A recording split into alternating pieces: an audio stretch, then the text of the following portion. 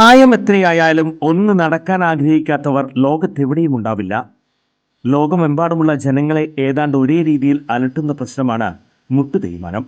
45 കഴിഞ്ഞവർക്ക് മുട്ടുതേയ്മാനം കണ്ടുവരുന്നുണ്ട്. മുട്ടുതേയ്മാനം സംഭവിച്ചവർ മുട്ടുമടക്കാൻ പോലും കഴിയാതെ വീടിനുള്ളിൽ ഒതുങ്ങിക്കൂടേണ്ടി വരുന്ന അവസ്ഥയാകും. അത്തരം രോഗികളുടെ ജീവിതം തന്നെ മാറുന്ന വിധത്തിൽ നൂതന സാങ്കേതിക വിദ്യ ഉപയോഗിച്ചുള്ള ശസ്ത്രക്രിയ പ്രചാരം നേടിക്കഴിഞ്ഞു. കൃത്രിമ മുട്ട് മാറ്റിവെക്കുന്നതിനായി സാങ്കേതിക വിദ്യ സ്വന്തം പരീക്ഷണാടിസ്ഥാനത്തിൽ കണ്ടെത്തുകയും അതിൽ വിജയം കാണുകയും ചെയ്ത വ്യക്തിയാണ് ഡോക്ടർ പ്രേംകുമാർ. വടക്കാഞ്ചേരിയിലെ മാക്സ് കെയർ ഹോസ്പിറ്റലിലാണ് ഡോക്ടർ സർവീസ്. ഇവരുടെ ഈ സേവനം എന്നെ കേൾക്കുന്ന നിങ്ങൾക്ക് ആർക്കെങ്കിലും ആവശ്യമുണ്ടെങ്കിൽ ഡോക്ടറെ കോണ്ടാക്ട് ചെയ്യണം. അങ്ങനെ നിങ്ങളുടെ ബുദ്ധിമുട്ടുകൾ മാറ്റട്ടെ.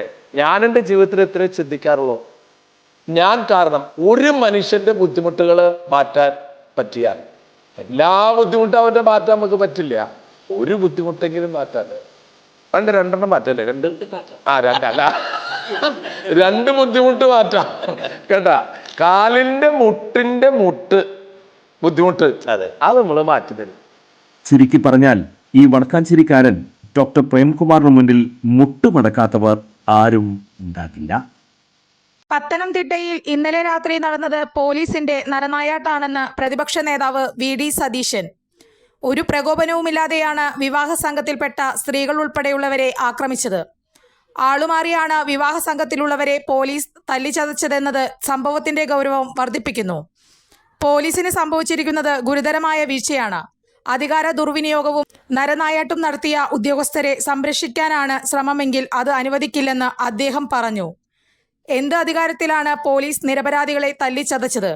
പോലീസിന്റെ പരാക്രമണത്തിന് CCTV ദൃശ്യങ്ങൾ തെളിവാണ്. കുറ്റക്കാരായ പോലീസ് ഉദ്യോഗസ്ഥരെ ഒരു നിമിഷം പോലും സർവീസിൽ തുടരാൻ അനുവദിക്കരുത്.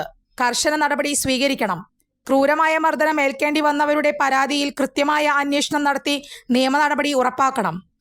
കേരളത്തിലെ പോലീസ് CPIM-ന് അടിമവേല ചെയ്യാനുള്ളവരല്ല, ജനങ്ങളുടെ ജീവനും സ്വത്തിനും സംരക്ഷണം നൽകാനുള്ളവരാണെന്നും അദ്ദേഹം പറഞ്ഞു.